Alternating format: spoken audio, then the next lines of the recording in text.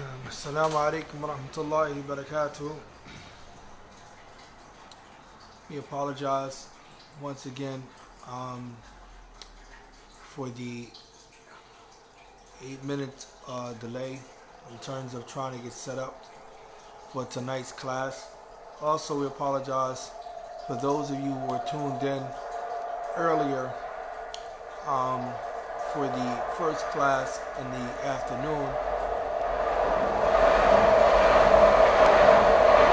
We had some technical difficulties dealing with our microphone by the permission of Allah Jalla wa Ala.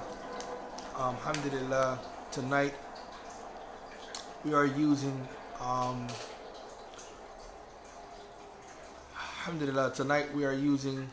Facebook Live as verse or opposed to using Zoom, which we were originally going to do. We believe that Facebook Live is more easier to actually record the class. So hopefully, inshallah, we will be able to delve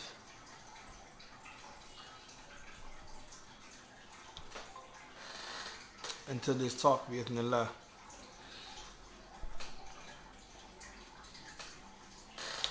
طيب.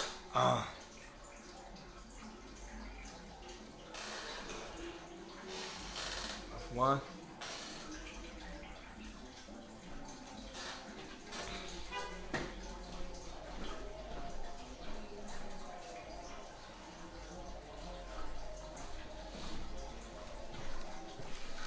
Now, before beginning, bi'idhnillah Jalla wa Ala, this is the class 1, pretty much the evening class to our course, which is known as Grateful.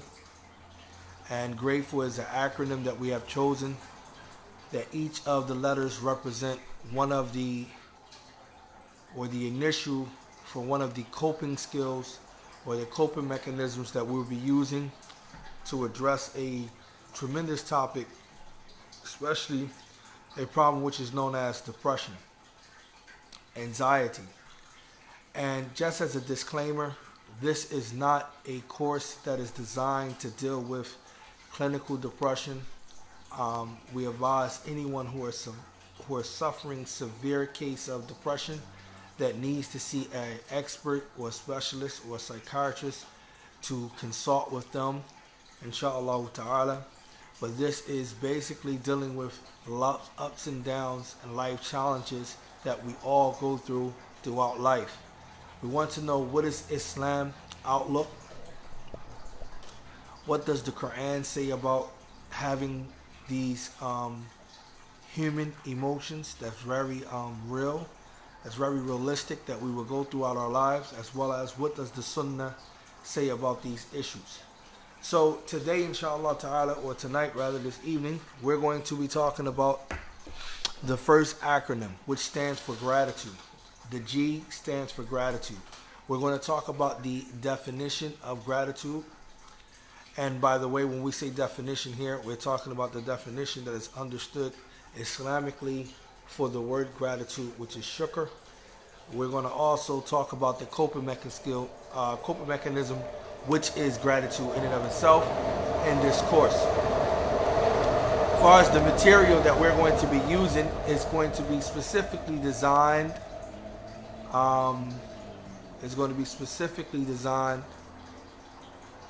Off of the works of Sheikh Islam Ibn Qayyim al-Jawziyah, rahmatullah ta'ala alayh.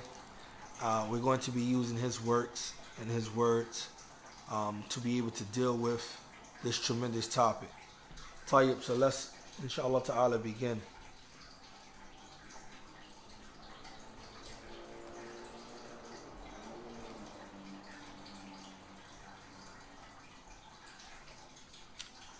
In the Quran, Allah Jalla wa Ala, He mentions about His book specifically in 3 different verses. Allah subhanahu wa ta'ala, He says, A'udhu billahi min shaitanir rajim. يا أيها الناس قد جاءتكم موعظة من ربكم شفاء لما في الصدور شفاء لما في الصدور هدى ورحمة للمؤمنين. In this verse, Allah Jalla wa Ala, in the 10th chapter of the Quran, which is known as Surah Yunus, Allah subhanahu wa ta'ala, He says, O mankind, addressing all of mankind, indeed there come to you a admonition or a exhortation from your Lord, which is the Quran, the book of Allah subhanahu wa ta'ala. And it is a healing. It is a healing for that which is in the breasts of men. It is a healing. Allah Jalla wa Ala here refers to His book as a healing. In this particular verse, and He says, it is also a guidance and it is a mercy for those who believe. In another verse, Allah Jalla wa Ala, He says in the 17th chapter of the Quran, Allah subhanahu wa ta'ala, He says, وَنُنَزِّلُ مِنَ الْقُرْآنِ مَا هُوَ شِفَاءٌ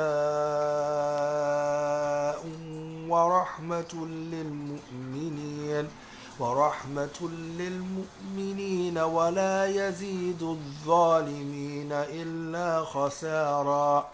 Allah Jalla wa Ala, He says in this particular verse, He says that, and of the Quran we have sent down as a healing and a mercy to those who believe.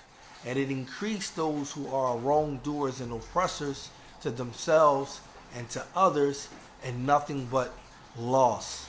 Allah continues in the next verse, He says, وَإِذَا أَنْعَمْنَا عَلَى الْإِنسَانِ أَعْرَضَ وَنَأَى بِجَانِبِهِ وَإِذَا مَسَّهُ الشَّرُّ كَانَ يَئُوسًا.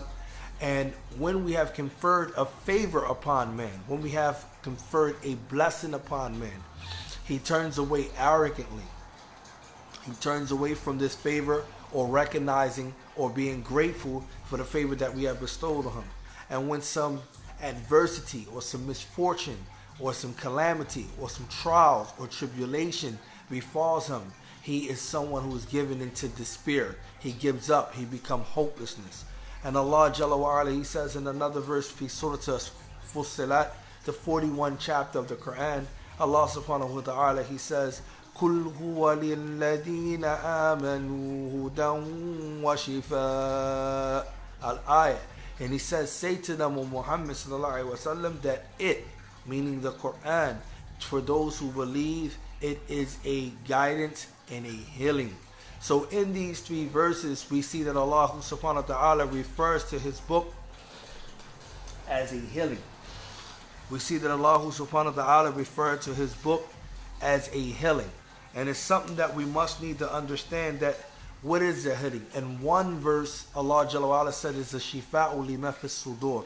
It is a healing within the breast. Okay? It is a healing for that which is in the breast. The ulama, the scholars that are known in Al-Islam, they explain that first and foremost, when dealing with the different types of diseases that can be found in the heart, as far as what's in the breast, at the top of them are being what is known as shubuhat wa shahawat, that is doubts and desires. These are the main two components of diseases that you can find within the heart, among other things such as ignorance. But now, so this is the diseases that we found within our heart. The Quran is a healing both physically and spiritually. Alright? As Allah Jalla wa Ala calls about His book. The problem is, and unfortunately especially in our time, we don't make the correlation, as we should see in this talk, dealing with gratitude. We don't make the correlation of reflecting upon the book of Allah Azza wa Jal as not just a merely book, but a book that is a healing, that does hold the answers, that does holds the cure, and be able to treat and administer ourselves by way of it.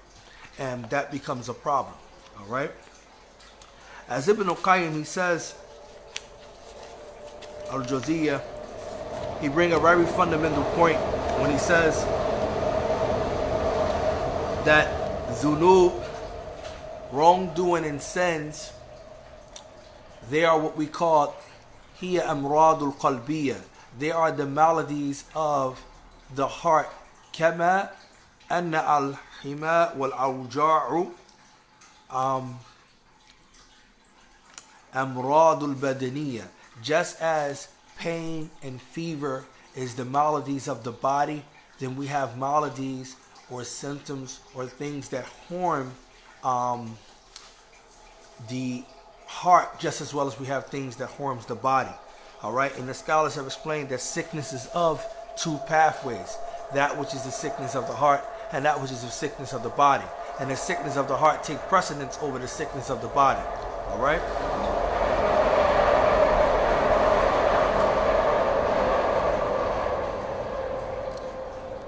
So we open up with the saying of Allah, the saying that wala hawla wala quwwata illa billah.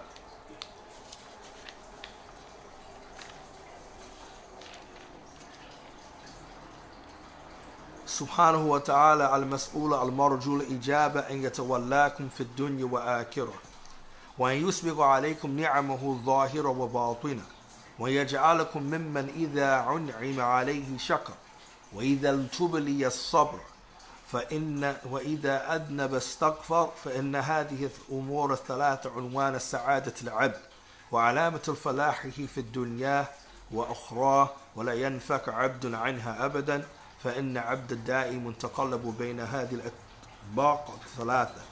Ibn al-Qayyim, he has a beautiful opening where he begins to open up his book, and I want you to pay attention to the following opening,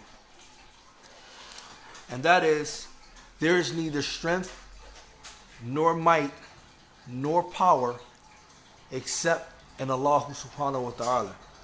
The concept of understanding that power, might, strength, honor, all of these different things, whether movement, only can take place by the will of the Creator and only by the Creator himself. So he says there is neither strength nor might except and by Allah Azza wa Jal. It is Allah alone who we implore, who we beseech, and whose answer we await to watch over you in this world and the next. Okay?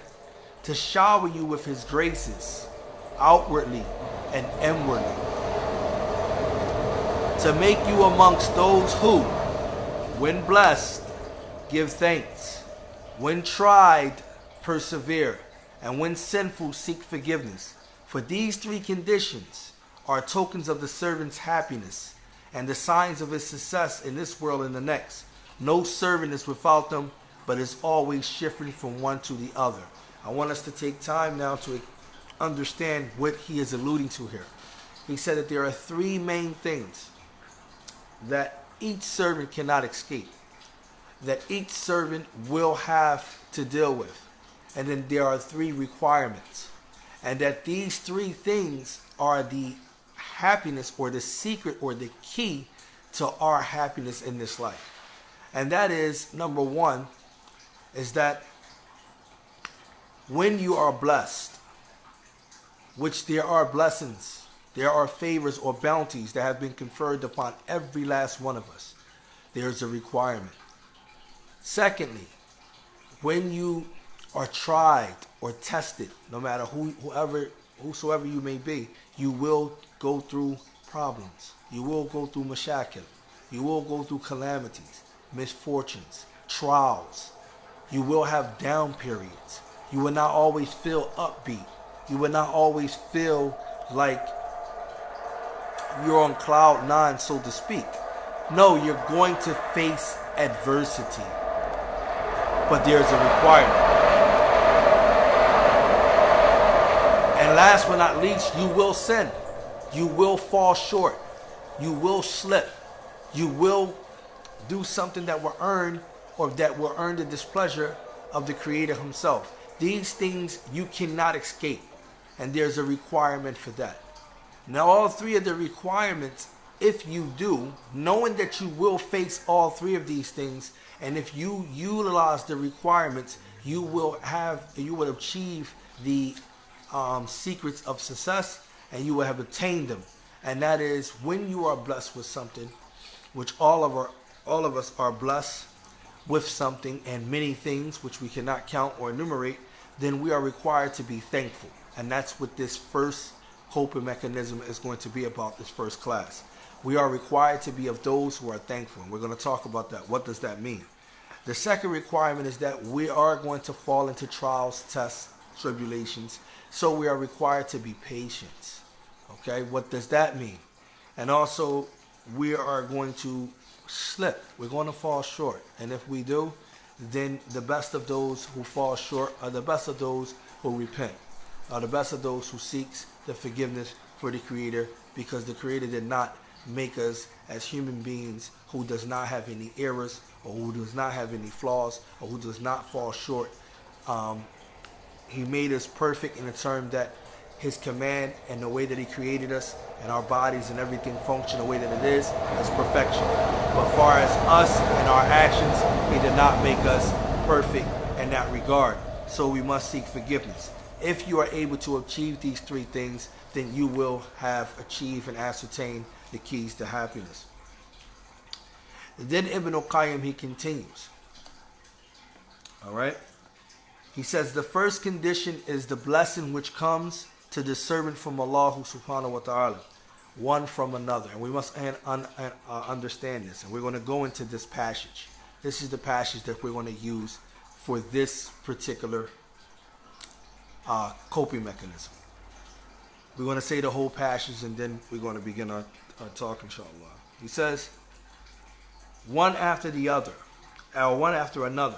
What secures them is shukr, is gratitude, based on three supports: inward recognition of the blessing, outward mention and thanks for it, and its use in a way that pleases the one to whom it truly belongs and who truly bestows it. Acting thus, the servant shows his gratitude for the blessing, however brief. However brief. So, what is the definition of shukr? What is the definition of shukr?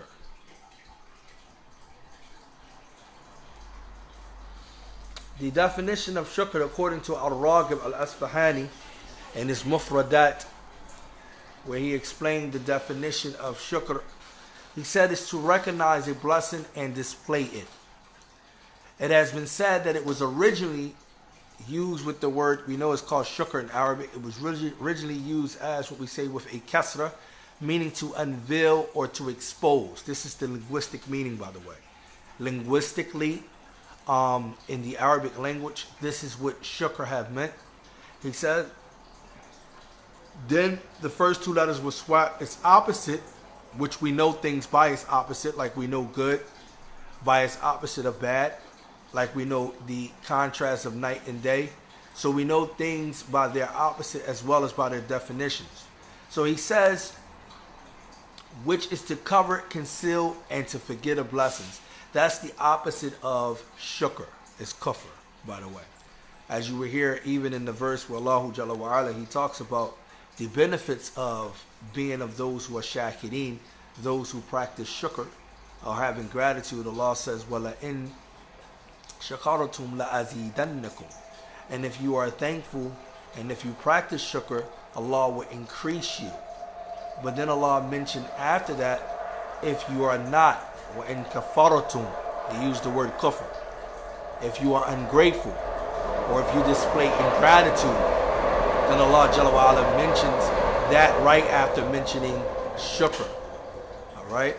And earlier, if you pay attention, when we're talking about the Quran being a healing and being something, that verse in Surah 17, Allah mentioned after saying that the Quran is a healing and a guidance and a mercy for the believers, He goes right into the favors that He have conferred upon man and how man turns away from them arrogantly. So we have to be careful that we understand shukr, gratitude. What is this? Shukr is to recognize a blessing and display it. Okay? It is an Arabic term denoting thankfulness, gratitude, acknowledgement by human beings. So in order to really appreciate shukr, we must understand something else as well.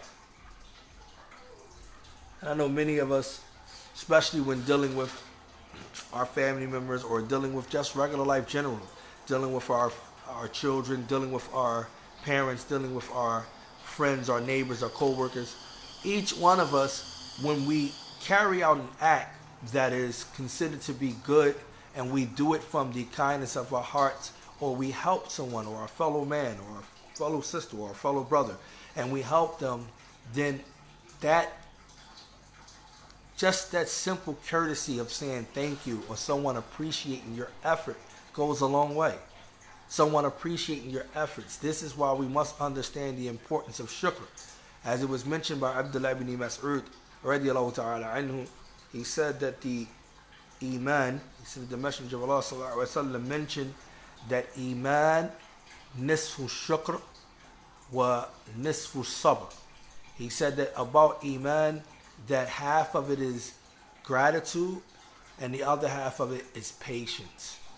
And this is important. You're going to hear, especially in the Quran, Allah grouping both of these together when He mentions about being shakiran wa sabiran. Shakiran, sabiran. Being someone who is grateful as well as being someone who is patient. He mentioned it together. So, let's look at this here. What is the difference between a ni'mah and a baraka and a Husana? Let's look at that before we begin or go delve deeply. What is the difference between them? Is it a difference? Because normally when we hear the word ni'mah, we think of favor or blessing. And when we hear the word baraka, we think of blessings, favor. So in English, sometimes they are used as synonyms and they generally be translated to mean the same thing. However, in Arabic, it's a little bit different. Normally in Arabic, it's not synonyms for one word. Actually, each word carries a deeper implication or a deeper meaning than the other one. So when it comes to ni'mah, then what we say about ni'mah is that it's a specific type of blessing and bounty. Not any blessing per se, but it's a specific type of blessing and bounty. Also, it is something that happened, whether it's a good situation or a thing. And it can be small or it can be large. It can be little or it can be plentiful. Arag al-Asfahani, he explained this in his Mufradat al-Quran and his vocabulary of the Quran. He talks about ni'mah. I have to bring this stuff in the beginning and talk about it only because I don't want to just go in and we're just talking about blessings and gratitude. Because what are you being grateful for? You have to understand the correlation here. You're having shukr for what? What are you being grateful for? What is your gratitude for? Then let's understand it so that we can best know what is shukr. So a ni'mah, Allah Jalla wa Ala gave all of us ni'mah, which is a specific type of blessing or bounty from Allah. Allah Jalla wa Ala, He used the word in the Quran when He says, وَإِن تَعُدُّوا نِعْمَةَ اللَّهِ لَا تُحْصُوهَا. And this verse comes twice in the Quran. Allah Jalla wa Ala says, if you were to try to count or enumerate the many ni'mah, the blessings or the favors which are specific that the Creator have conferred upon you, you would not be able to do so. In this particular verse here, which comes in the 14th chapter of the Quran, Surah Ibrahim, Allah mentions a group of favors. And then He says, وَأَتَاكُم مِّن كُلِّ مَا سَأَلْتُمُوهُ. And we have given you everything that you have asked for. وَإِن تَعُدُّوا نِعْمَةَ اللَّهِ لَا تُحْصُوهَا. And if you were trying to count those things that we have given you, you were trying to count, you will never be able to do so. إِنَّ الْإِنسَانَ لَظَلُومٌ كَفَّارٌ. And look how Allah Jalla wa Ala ends the verse in this particular surah. He says, indeed man is ever oppressor to himself, and he is someone who is ungrateful. He is someone who is ungrateful. The shaitan, he says to Allah Azza wa Jal about his servants, he says, وَلَا تَجِدُوا أَكْثَرُهُمْ شَاكِرِينَ. You will not find most of them thankful, most of them appreciative or grateful. Allah Jalla wa Ala, He is the only thing that's mentioned in the Quran where you hear that Allah Jalla wa Ala does not tie the reward to His pleasure or to His will. When it comes to being thankful and being grateful, Allah Jalla wa Ala increases you immediately. this is what we should be. We should be of those who practice gratitude. So that ni'mah is specific. Now, when it comes to baraka, baraka does not mean blessing. Baraka means, linguistically, it means to increase something, the growth of something. Also, it can mean happiness.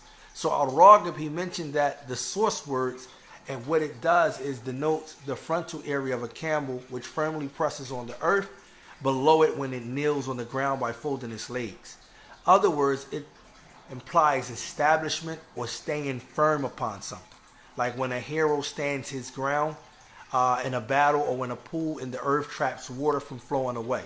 So a baraka then, if we look at it in this light, is the establishment of divine goodness in something, from whence it exudes cannot be sensed by people, nor can it be outwardly quantified. So in other words, if Allah placed barakah in your time or in anything that you have, Allah is placing an abundance of good that is an increasement, even though the quantity of it doesn't change.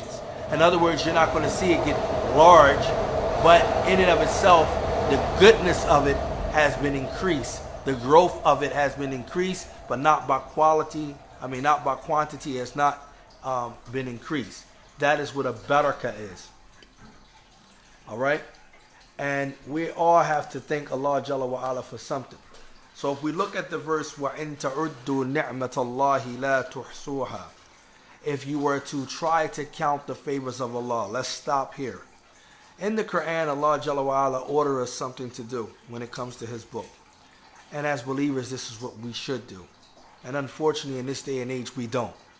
And there cannot be any actions or acting off the Quran or the Sunnah without it. And that particular thing is called tadabbur. Many of us don't even understand tadabbur.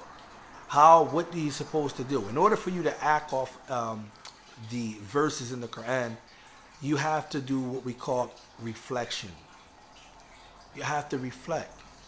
You have to stop within your daily life, day to day, and really ponder and really think why things are the way that they are. And that is, you should utilize the Quran, which has already been established that it's a healing. How many of us really just look at the Quran with everything that it contains and stop and think about it? Those particular stories that are mentioned in the Quran from prophets of old, why did Allah subhanahu wa ta'ala mention their stories specifically? Why only their stories when there's many other prophets and many messengers? Why only mention that part of the story and not their entire lives? Because it's important that you understand something. And that is, if you really, really reflect on the stories that were presented to you in the Quran from the past nations and from the past prophets, you will see that there were certain things that they underwent, or they trials and tribulations that they have faced it, that gives encouragement and upliftment to any of the believers that, hey, here are some human beings, here are some people who have reached a lofty station of prophethood and messengership, and they still wasn't free of undergoing and going through these problems. They had problems where they had, by the permission of Allah Jalla wa Ala, went through some trying times. You had Yusuf alayhi salatu wasalam with his own brothers, plotted against him, throwing him in a well. Can you imagine just being thrown down some deep, dark hole in a well? None of us can really imagine. This is why those verses are placed there, so you can really, really, really sit back and think. Imagine someone taking you, throwing you down a deep hole. It's cold, it's dark, you're lonely, and imagine the people that did this to you are your blood brothers, your relatives, that threw you down a hole. Here you is, you're a young man, you haven't done anything wrong, but they plotted against you and conspired against you and threw you down a well. Then you're left in this dark well, and you're at the mercy of who? Of no one. Because you have to wait until if or when someone come by and discover you. So they discovers you. Some time go by. And rarely once you get a little relief, someone look down and say, hey, here is a human being in this well. They go through the trouble of lifting you, getting the rope, taking you out of this cold, dark place. You are actually in a dark place within your heart, in your mind, because the people who put you down here are people that are from your father, or from your mother, that is actually your brother. I want you to look at this state. Allah wants you to reflect. That's what He asked us to do. He didn't mention the story of Yusuf just for amazement. He really mentioned so that you can reflect. Imagine what he was going through. And we're talking about mental health in our time, as if mental health is the only thing that started existing because it's in our time. That's not true. If you look in these stories of the Prophet, they had these trials and these feelings and these emotions during their time. If you're looking way back, they had them during their time. Whatever they decided to call them, they still had these emotions. Grief, anxiety.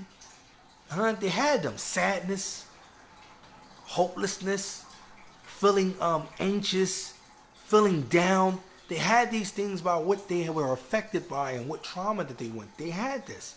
So they take him out. So instead of him coming out of there and being able to return back to his loving family, meaning his father, and even to, if he didn't want it to tell or mention that his brothers have done this to him, the people that find him did not do nothing good. They wasn't being good Samaritans. They weren't being people. They looked at him as a commodity. He was nothing than a commodity to them, like something you find a product to sell.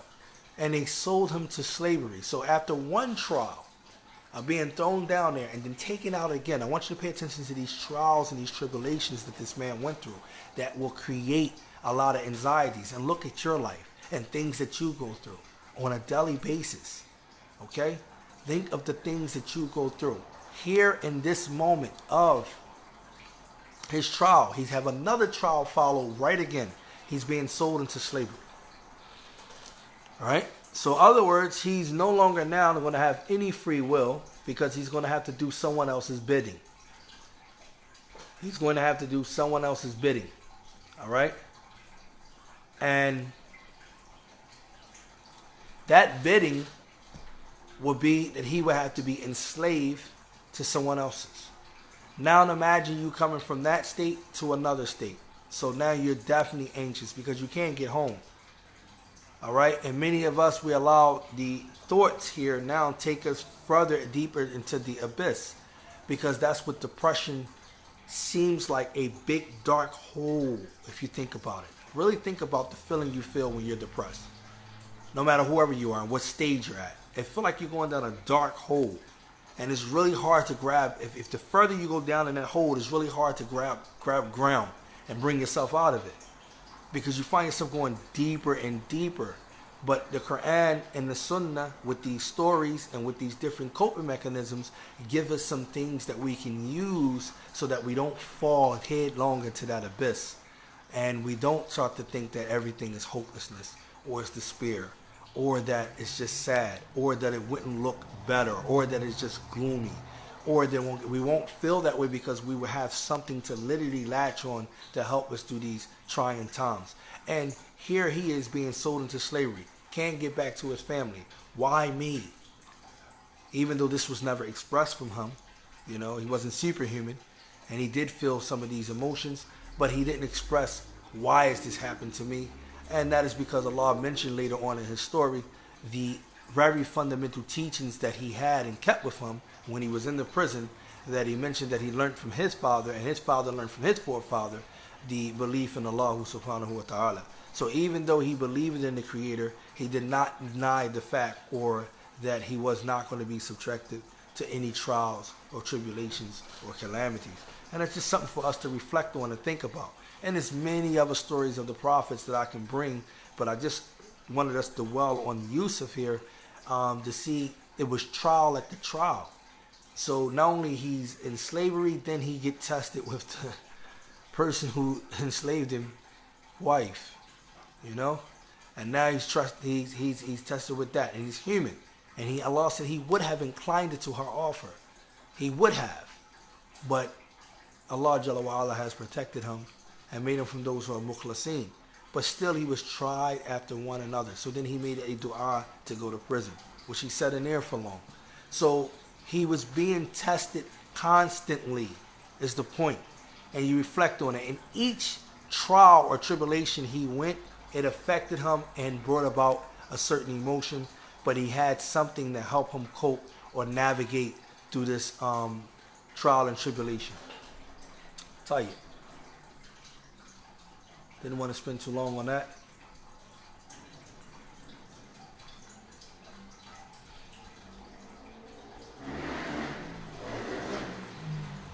I want to bring some statements, if I can, from the Prophet ﷺ about gratitude. And these are hadiths and also statements from the Sahabas and the companions about gratitude. And that is, it is reported that the Prophet ﷺ, and we all know this hadith, we came across it before, he would stay up at night, he would stand up all night until his feet become swollen and praying. And when his wife Aisha radiallahu ta'ala anha, our mother, she said, why are you doing this? Rarely your past, your present, and your future sins have been forgiven. Like pretty much you're there. Your past, your present, and your future sins are forgiven. Why are you still standing up until your feet swollen? Why are you still praying?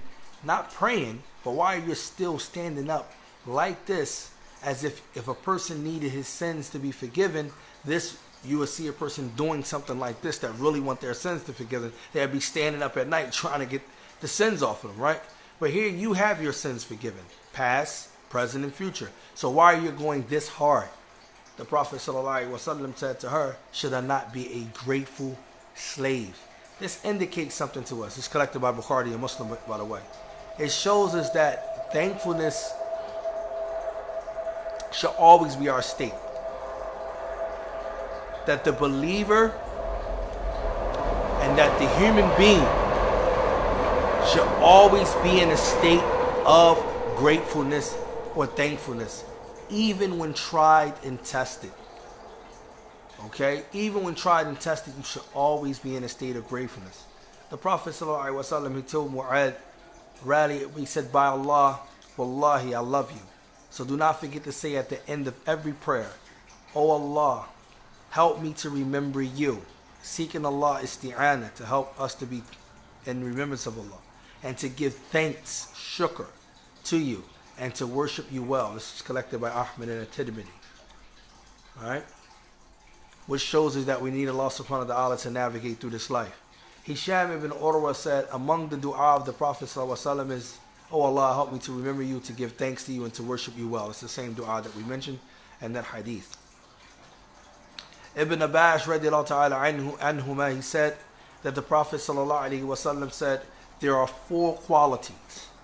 Whoever is giving them has truly been given the best in this world and the next. So when we hear hadiths like this, we should definitely listen and pay attention to, because these 4 qualities gives us both, or give us the best of both worlds. Alright? They are, 1, a grateful heart that is thankful to Allah, a heart that is appreciative, that is content, a remembering tongue, a tongue that is lisan and dhakira, that constantly remembers Allah, that mentions Allah often, an enduring body to persevere through the trials which Allah may send, and they're going to come. This is what you're going to go throughout your life. You're going to be a blessing, and then it's going to be an affliction. It's going to be a blessing, then it's going to be an affliction. It doesn't stop. It's going to be a blessing, then it's going to be an affliction. This is your life. You're going to go between these 2 states all your life until you meet your Creator. There's going to be a blessing, and then there's going to be an affliction. But if there is a blessing, you're going to be thankful. And if there is an affliction, you're going to be thankful, and you're going to be patient. I want you to understand both of these things. Also, he says, and a faithful wife in this narration, who does not cheat him or her body or his wealth. Right? So, another hadith from the Prophet ﷺ about Al-Qasim ibn Muhammad, he reported that Aisha radiallahu ta'ala anha, she said that the Prophet ﷺ said, no blessing is bestowed upon a slave, and he realizes that it's from Allah. Alright? But the reward of giving gratitude for it is written for him. Nor does Allah know the regret of his servant for an action that was wrong that he or she may have committed. but Allah forgives his wrong action before the slave seeks forgiveness. I want you to pay attention to this, showing you that Allah is aware of your thoughts before you even say or act. Allah is aware of it. He's aware of what's inside of you.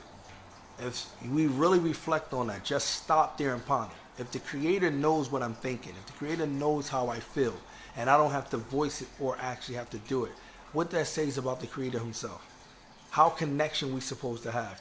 We want to get to this type of level. So he says, forgive us our wrong actions before state forgiveness. He said, no man buys a garment, whether male or female, with his or her own money, then puts it on and thanks Allah for that. But Allah will have forgiven him all of his wrong action before the garment reaches his knees. SubhanAllah. You go buy a new jilbab or a new thobe and you go put it on. But because you thanked Allah for that garment or for that thobe, before it reaches your knees, you put it over your head, before it reaches your knees, your sins is forgiven. This is Allah Jalla wa Ala because of your being grateful, because of your gratitude. This is the point I'm trying to get you to understand. It's a coping mechanism. All right? This is what the Creator gives us. All right? The Prophet Sallallahu Alaihi Wasallam, he says, Allah is pleased with his slaves if when he eats something, he thanks Allah for it, and when he drinks something, he thanks Allah for it. We have to be of those people who are always constantly thankful for something. You have to. The very fact that you are alive, your existence, in and of itself, that you are not responsible. Everyone that's paying attention right now, everyone that is listening right now, would all agree that we are not responsible for being alive. We're not responsible for being in existence. We didn't think of this. We didn't plan to be here. But we all can agree on one thing, that we aren't the responsible or the cause for us being here. Your existence in and of itself, you should be grateful. You should be appreciative. You constantly remind your children of the favors and the blessings that they have of having you as a parent. The fact that you brought them here. The fact that this and that, you remind them of these things. Because a lot of the things that they wasn't able to do for themselves when they was helplessness and so forth, you were able to do it for them. But imagine here is the Creator. He brought you into life. And we are not even 1/3 appreciative of the favors that he gave us. Not even 1/3. And that is because we focus so much on this concept of control. And that's another whole story that Ibn Qayyim gets in when he talks about the nafs. And here the nafs is meaning ego. We have to really, really be careful when we start to think that we have some type of control. You are want to reach a stage of being subservient, which is called ubudiyah. That's what all of it is. We have been brought here. Everything that we've been given. Just think about the verse. وَإِن تَعُدُّ نِعْمَةَ اللَّهِ. If you were to count the favors, I want you to stop right now and think of every favor you can think that comes to your mind. Your existence is a favor. That's a blessing from the Creator. You didn't bring it about. You didn't cause it. Your faculties, as Allah mentioned in the Quran, He is the one who gave you sight for that you can see. You didn't do that. The pupils, the eyes, the iris, the nerves that's in the eyes. No human being can duplicate it. It cannot be duplicated by any human being to make the eyes of a human. The anatomy, all of the different things, your immune system, to fight off diseases, all of this you have not brought about yourself. Is what the Creator is telling you. You have so much to be grateful for. You cannot give Him His rights. You can never give the Creator His rights. Never. Just like you can never repay your mom and your father. You can never repay them. So you should always, as the Prophet ﷺ shown us with his actions, that's why he was praying till his feet was swollen. Not the simple fact of, his past sins or his present sins was forgiven. He knew that he could never repay the Creator. Should he not be thankful? Should he not be grateful? What is our actions? How often are we thankful or appreciative for what we have? This is what you have to look at. I want us to take a look at some of the statement of the Sahabas and the Tabi'een, because they understood this. All right? I want you to take a look at this. That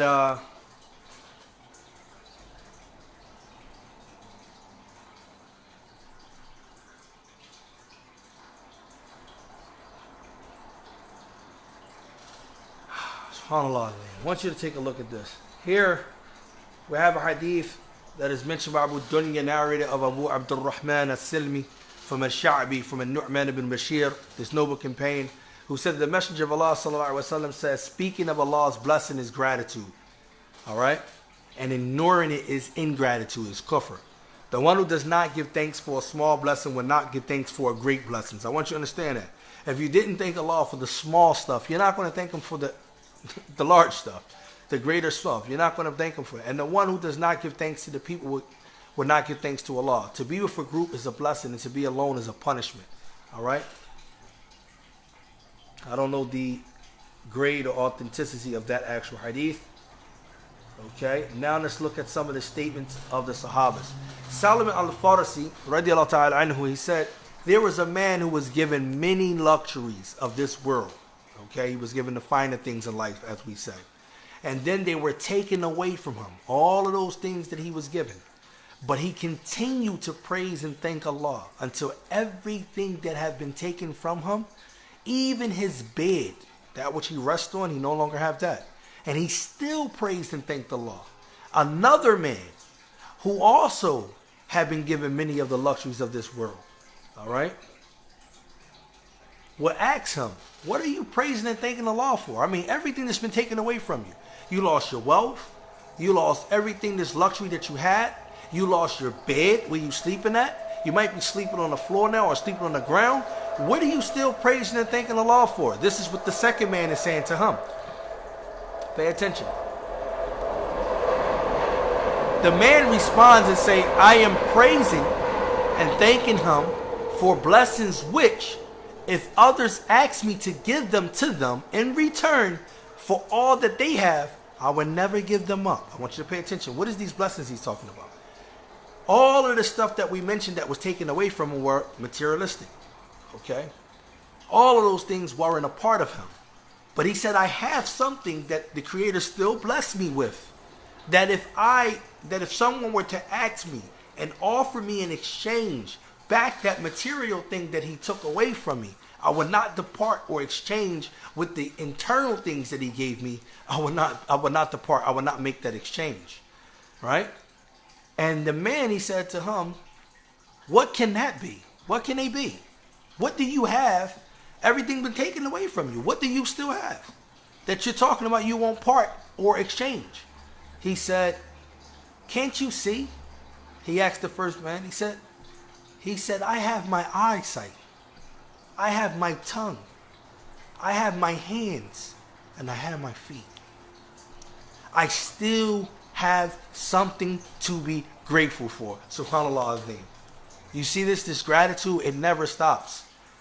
There is no one who is afflicted with any trial or tribulation. Just look at yourself. I don't care what you've been doing, what you went through. If you've been down, if you lost something, whether it was a vehicle, or whether you lost a house, or whether you lost anything. Many of us been up and we've been down. We know we have. It was things that we had and things that we lost. That was our life.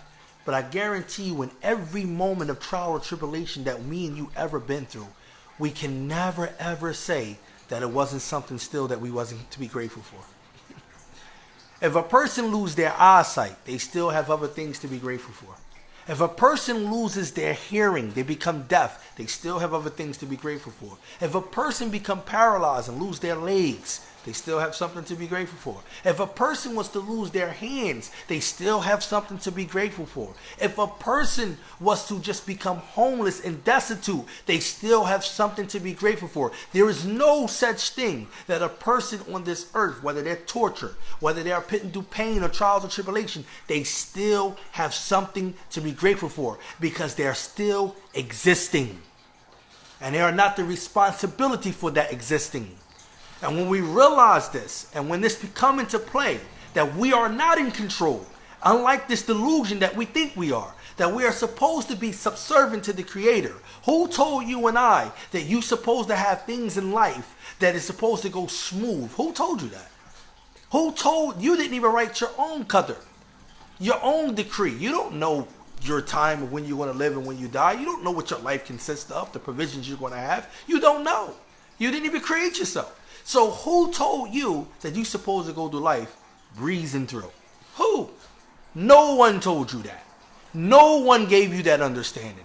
So the gratitude, you're supposed to be indefinitely and permanently grateful. And it's supposed to be shown.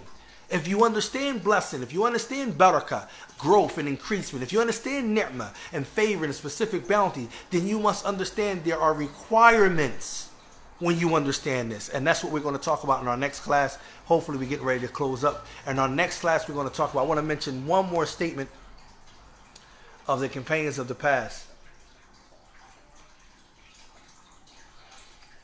All right, and the tabi'een. I mean, this stuff is deep. It's a whole lot of stuff, all right?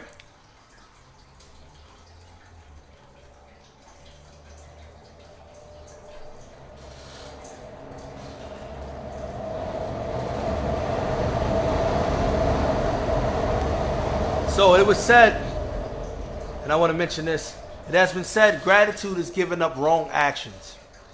Ibn al-Mubarak, he says, Sufyan said he does not understand the deen properly. I want you to pay attention to this statement, and this is what we end with here, inshallah. He said he does not understand the deen properly. He doesn't have a true understanding of the deen, right? Who does not count, pay attention now, his affliction, his misfortune, his down period, his going through a tribulation. He does not count that as a blessing and ease as a disaster. Let's elaborate. From proper understanding is that every misfortune that you and I go through, every trial and error that me and you go through, every calamity, every misfortune is a blessing in disguise. Why you feeling pain? I feel down. You can't describe this feeling that I have. No, it's a blessing in disguise. Why is it a blessing? This is what he's saying. If you understood this, wallahi, there's going to be a lot of weight that be lifted up off you if you understand this. It's a blessing in disguise because you have to understand that there are only adversity, misfortune only come from two avenues. You and I must understand this, that misfortune, that trials, that tribulations only come from two avenues. And this is how Islam explains it to us. And what are those avenues? A blessing, it means it's either going to be a trial, which is a test, or it's going to be a punishment. And the way that you know the difference is, as is reported by Ali ibn Abi Talib, is that when it is a test, you still, during that trial and that misfortune and calamity, you're going to do like Salman al-Farisi said about the first man. You're still going to praise and thank Allah. Meaning you're still going to get closer to him, no matter what goes your way. And we see this in the story of a prophet. His name was Ayub. 18 years. He took his children. He took his wealth. He took his, he physically gave him a physical disease. But he never stopped praising Allah. He's never stopped thinking of Allah. He never stopped getting closer to Allah during that time. That was a trial. That was a test. That was one avenue. The other avenue is what we call a punishment. And how do we know it's a punishment? Because it can happen by what your own hands put forth, meaning that you would draw further away from the Creator as you are being put to test with this stuff. But it's a blessing. And in your ease period, meaning the Prophet ﷺ said that there are two things that the son of Adam cannot cause to go to waste. That is his free time and that is his health.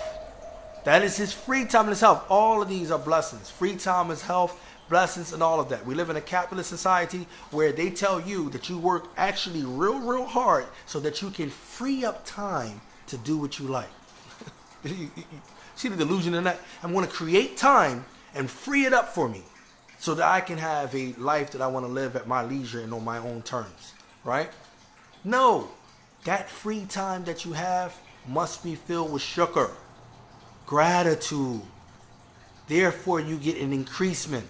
Therefore you get a baraka. Therefore that's what happened no matter where you at in life, whatever station you at in life.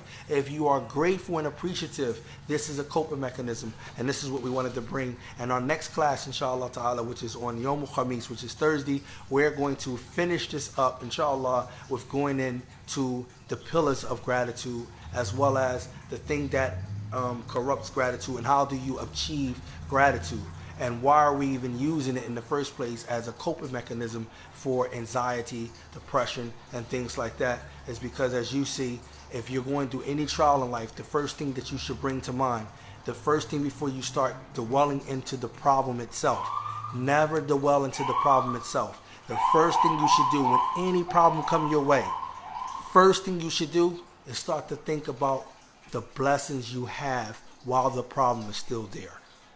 Trust me, if you start to look at the blessings that you still have while the problem is there, that problem that was this big is now going to shrink like this. It's going to go down. I guarantee it. If you start looking at the blessings, your problem going to go down like this.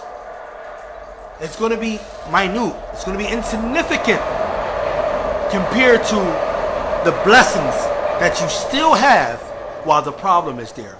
The problem is we get caught up in thinking that the problem is bigger than the blessings, and we make a mistake. So this is what we was able to bring. Inshallah ta'ala, stay tuned. We did not use Zoom. We used this. The recording is up there. You can refer back to it. Also, we're going to post up a PDF so that you brothers and sisters can use the PDF. It is a gratitude sheet. It's for yourself that you can write down during the day what you can be grateful for. I want you to try to really think, crucially think, what do you have to be grateful for, and write it down. Every day write down 5 things I want you to do. Every day write down 5 things what you have to be grateful for. Things that has been specifically blessed upon you. Inshallah ta'ala, and it will work out. Subhanakallahumma bihamdik. Ashhadu an la ilaha illa anta astaghfiruka wa atubu ilayk.